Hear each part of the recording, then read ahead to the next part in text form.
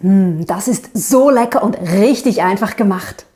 Ich zeige dir, wie du Brötchen mit Ei und Speck gleichzeitig zubereiten kannst. Wir holen das Rührei nach, das wir beim letzten Video vergessen hatten. Außerdem backen wir Knäckebrot sowie leckeres und gesundes Baked Oats. Und ich verrate dir ein tolles Rezept für Quarkbällchen. Ein guter Tag beginnt bei mir mit einem guten Frühstück, egal ob unter der Woche oder am Wochenende. Wie ist das bei dir und was ist dein Lieblingsfrühstück? Schreib's mir doch gerne in die Kommentare. In diesem Video verrate ich dir einfache Frühstücksideen, die wir im Airfryer zubereiten können. Aber wenn du keine Heißluftfritteuse hast, kannst du die Rezepte auch im Backofen zubereiten. Aufbackbrötchen, Ei und Speck, ein Klassiker zum Frühstück. Wir bereiten heute dies alles gleichzeitig und in nur einem Gerät zu. Auf die Idee hat uns dieser Kommentar gebracht. Klasse Idee, Aufbackbrötchen und Eier gleichzeitig zuzubereiten. Das spart Zeit und Energie. Und wir legen noch einen drauf und brutzeln gleichzeitig noch etwas Speck. Ich gebe die Brötchen direkt auf die Röstplatte der Heißluftfritteuse. Ebenso die Eier. Die haben bei mir so etwas zwischen Kühlschrank und Zimmertemperatur. Für den Speck nutze ich Backpapier, das ich in die zweite Zone gebe. Da lege ich die Specktranchen nun schön nebeneinander.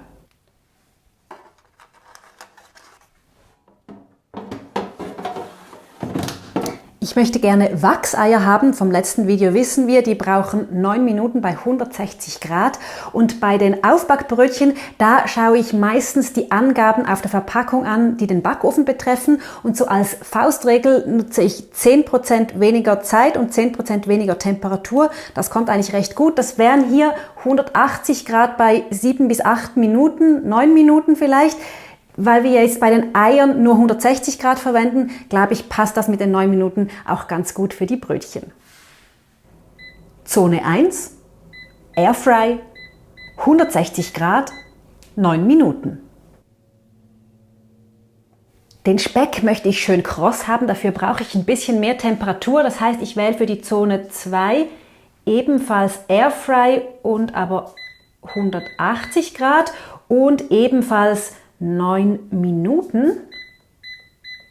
Würde das eine länger dauern als das andere, könnte ich es so einstellen, dass das eine zuerst beginnt, damit es dann trotzdem gleichzeitig fertig ist. Aber da bei mir alles 9 Minuten dauert, kann ich gleichzeitig starten und alles ist gleichzeitig fertig. Zeit ist um. Sieht alles auf den ersten Blick gut aus. Brötchen haben eine schöne Farbe bekommen.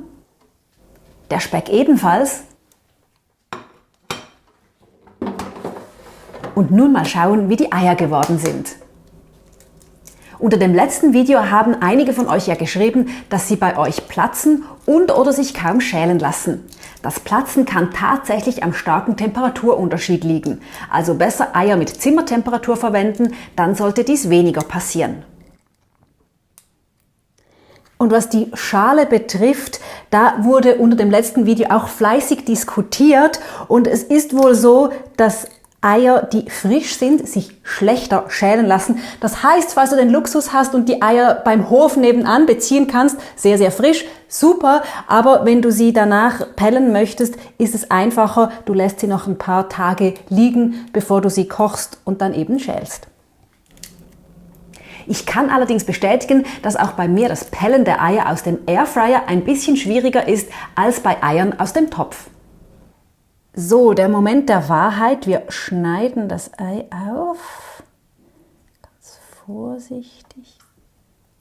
Ah, perfekt. Noch schön wachsig. Einen kleinen Moment weniger hätte es auch getan, aber richtig gut.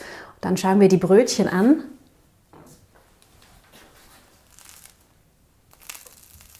Ja, wunderbar, außen schön knusprig, innen richtig fluffig, perfekt gebacken. Und dazu der Speck, schön kross gebraten. Das nenne ich doch ein perfektes Sonntagsfrühstück. Oder was meinst du? Und alles gleichzeitig zubereitet in der Heißluftfritteuse. Ich verwende heute den Cosori Dual Blaze Twin Fry. Die Heißluftfritteuse hat einen Korb, aber mit 2 Zonen. Das heißt, wir sind in der Zubereitung maximal flexibel. Wir können nur eine Zone verwenden, beide, die aber in Funktion, Temperatur und Dauer unterschiedlich steuern. Oder wir können auch den Trenner in der Mitte entfernen und haben dann eine große Zone, zum Beispiel um ein Brot zu backen. Denn der Twin Fry kann dir wirklich komplett den Backofen ersetzen. Du kannst darin alles zubereiten, was du im Backofen zubereitest. Und das erst noch ohne Vorheizen. Und da die Gerichte in der Heißluftfritteuse bei geringerer Temperatur in kürzerer Zeit gar werden, sparst du dabei bis zu 45% Energie. Das schont das Klima und dein Portemonnaie.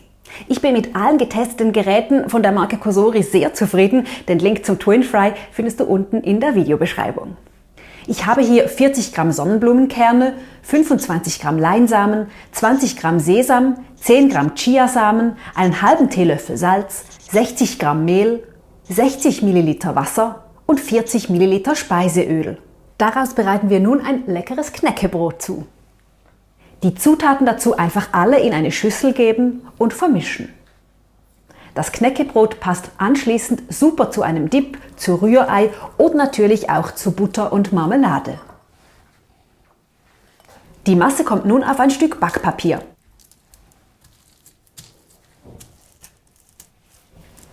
Ein zweites Backpapier drüber und mit dem Nudelholz die Masse etwa 3 mm dick ausrollen. Von der Größe so, dass sie in den Airfryer passt. Als kleiner Trick, ich habe mir vorher die Röstplatte auf die Unterseite vom Backpapier gelegt und mit einem Bleistift eingezeichnet.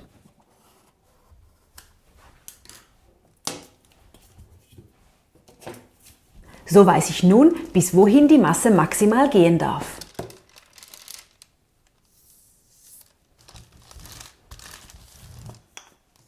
Das obere Backpapier wird abgezogen. Und dann kommt das Knäckebrot in die Heißluftfritteuse.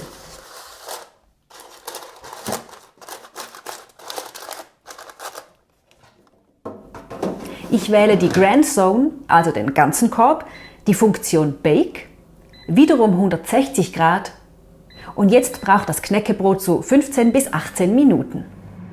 Das ist übrigens ein ganz besonderes Rezept, das wir euch hier verraten, denn das haben wir von lieben Freunden zu unserer Hochzeit geschenkt bekommen. Ursprünglich ist das Rezept für den Backofen geschrieben, aber es funktioniert eben auch im Airfryer bei niedrigerer Temperatur, kürzerer Backdauer und ohne Vorheizen. Nach dem Backen das Knäckebrot am besten mit Ofenhandschuhen rausnehmen, kurz auskühlen lassen und dann von Hand in Stücke brechen. Ich liebe es wirklich. Gut lufttrocken verschlossen kannst du das Knäckebrot 2 Wochen aufbewahren. Das heißt, du könntest zum Beispiel einmal die Woche backen und dann hast du Frühstück für unter der Woche, wenn es schnell gehen muss. Heute haben wir ein bisschen mehr Zeit und deshalb bereiten wir uns dazu nun ein Rührei zu.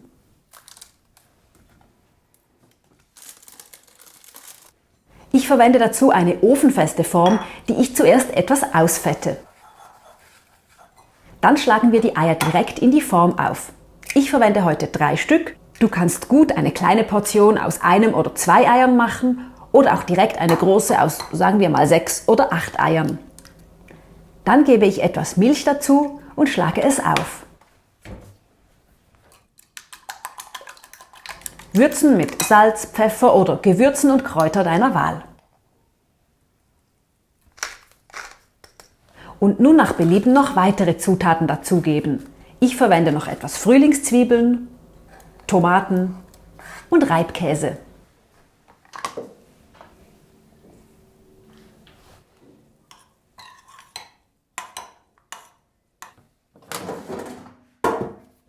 Ich gebe den Trenner wieder in den Airfryer, denn wir brauchen nur eine Zone.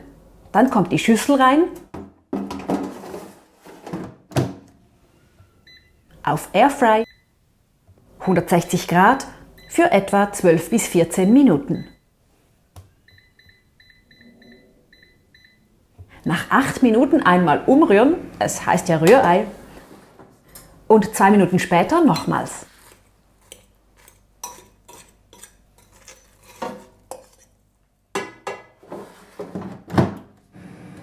Und unser Rührei ist servierbereit.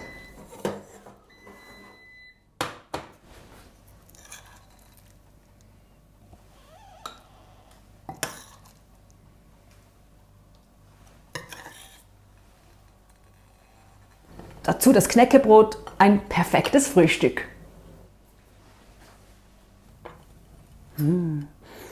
Also riechen tut es gut, aussehen auch.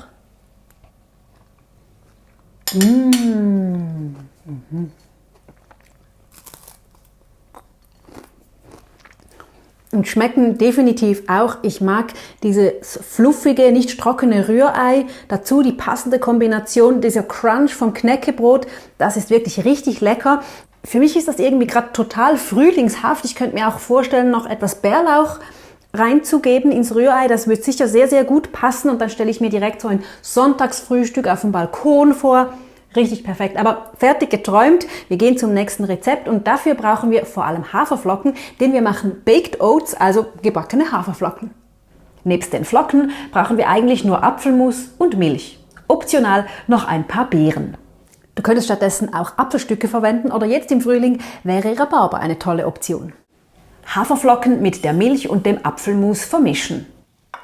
Das kannst du direkt in der ofenfesten Form machen und am Ende gut in der Form verteilen. Damit es schöner aussieht, den Rand allenfalls kurz mit einem Stück Küchenpapier reinigen. Das gibt ein leckeres, gesundes Frühstück und statt Apfelmus kannst du übrigens auch eine reife halbe Banane verwenden. Ich verteile noch ein paar gewaschene Himbeeren darauf. Du kannst aber auch Apfelstücke, Rhabarber, andere Beeren verwenden oder es auch komplett ohne Topping lassen.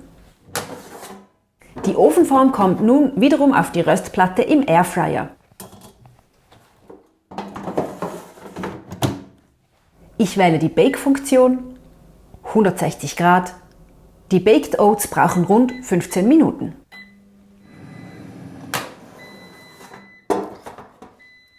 Schau dir das an, sieht das nicht toll aus? Rausnehmen und ganz kurz etwas abkühlen lassen, dann kannst du Baked Oats aber warm oder auch kalt genießen. Du kannst auch gut die doppelte oder vierfache Portion auf einmal zubereiten. Baked Oats passen auch wunderbar so als Bestandteil für einen Brunch und alle können sich dann so viel davon nehmen, wie sie mögen. Gerade so bei einem großen Frühstück, an einem langen Wochenende mit Familie und Freunden, da darf es auch was Süßes oder Kuchen sein. Mein Vorschlag wären Quarkbällchen. Dazu brauchen wir 100 Gramm Magerquark, ein Ei, 20 Gramm Zucker, ein Päckchen Vanillezucker, 100 Gramm Mehl, einen Teelöffel Backpulver, etwas Butter und Puderzucker oder Zimtzucker. Ich mache heute eine kleine Portion, das ergibt ca. 9 Quarkbällchen, aber auch hier kannst du problemlos die doppelte Menge zubereiten. Bevor ich mit dem Teig beginne, gebe ich etwas Butter in ein Schälchen und stelle es in den noch warmen Airfryer. Vielleicht reicht die Hitze gerade noch aus, um die Butter zu schmelzen. Nun das Ei in ein Gefäß aufschlagen und mit dem Quark, dem Zucker und Vanillezucker gut verrühren.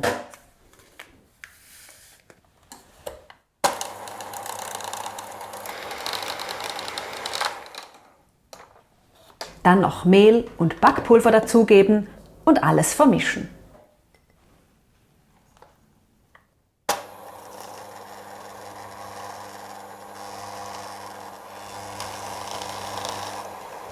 So. Und nun mal schauen, wie es der Butter geht. Ah ja, die braucht noch ein bisschen was. Also die Wärme hat zwar einen Teil davon geschmolzen, aber ein bisschen braucht es noch. Das heißt, ich stelle den Airfryer einfach kurz ein paar Sekunden, vielleicht eine Minute an.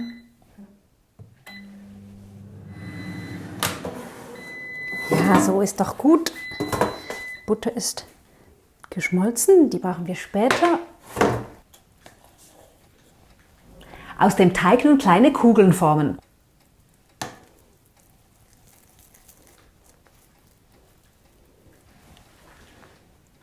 Ich benetze dazu meine Hände mit Wasser und forme die Kugeln so. Du kannst sie aber auch mit 2 Löffeln formen oder mit einem Eisportionierer, was für dich am besten geht.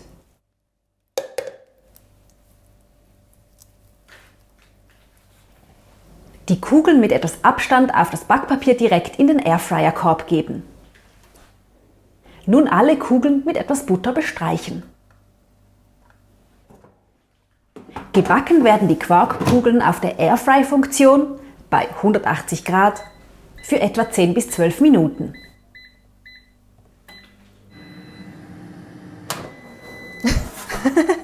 Okay, das sind keine Kugeln, das ist fast schon ein Fladen, aber es riecht total lecker.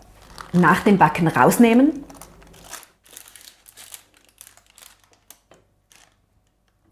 Nochmals mit etwas Butter bestreichen und dann entweder mit Puderzucker bestreuen oder mit Zimtzucker. Okay, jetzt im Nachhinein würde ich es vielleicht nicht mehr Quarkkugeln nennen, sondern vielleicht besser Quarkbuchteln, aber es duftet hier so lecker in der Küche und jetzt bin ich gespannt auf den Geschmack, das ist ja sowieso das Wichtigste.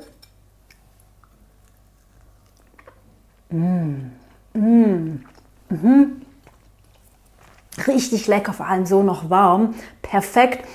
Richtig guter Abschluss für ein Frühstück, noch so was Kleines, Süßes, das passt richtig gut. Habe ich eigentlich schon mal gesagt, dass ich eine große Frühstücksliebhaberin bin und mich begeistert auch immer wieder, wie vielseitig man die Heißluftfritteuse einsetzen kann. Welches Rezept wirst du als erstes ausprobieren und was ist dein Lieblingsfrühstück? Lass uns dazu in den Kommentaren austauschen und dann sehen wir uns beim nächsten Video. Bis dann, tschüss!